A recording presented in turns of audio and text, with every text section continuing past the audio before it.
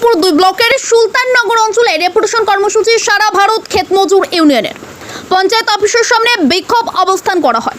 পাশাপাশি একাধিক দাবির কথা তুলে ধরে সারা ভারত ক্ষেত মজুর ইউনিয়নের পক্ষ থেকে পঞ্চায়েত কর্তৃপক্ষের হাতে স্মারকলিপি পেশ করা হয়।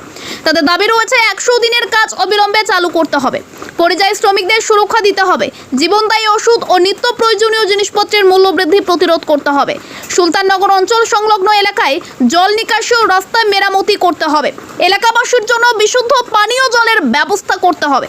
এদিনের কর্মসূচিতে উপস্থিত ছিলেন সংগঠনের জেলা সম্পাদক জমিল ফিরদৌস শেখ খলিল সহ সুলতাননগর অঞ্চল ও ব্লকের নেতৃত্ব। ব্যুরো রিপোর্ট আমাদের চাঁচল। সঙ্গে থাকুন, দেখতে থাকুন আমাদের চাঁচল। অবিলম্বে 100 দিনের কাজ চালু করতে হবে। 100 দিনের কাজ বন্ধ কেন বিজেপি, তুমি জবাব দাও। 100 দিনের কাজ বন্ধ কেন বিজেপি, তুমি জবাব দাও। 100 দিনের কাজ বন্ধ কেন তৃণমূল, তুমি জবাব দাও। 100 দিনের কাজ বন্ধ কেন তৃণমূল, তুমি জবাব দাও।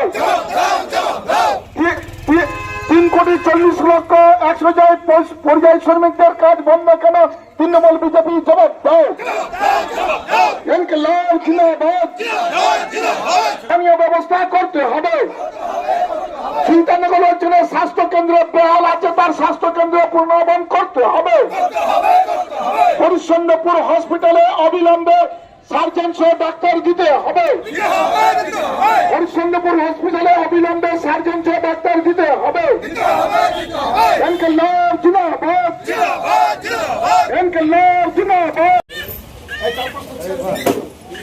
রাজ্য কমিটি, মালদা জেলা কমিটি,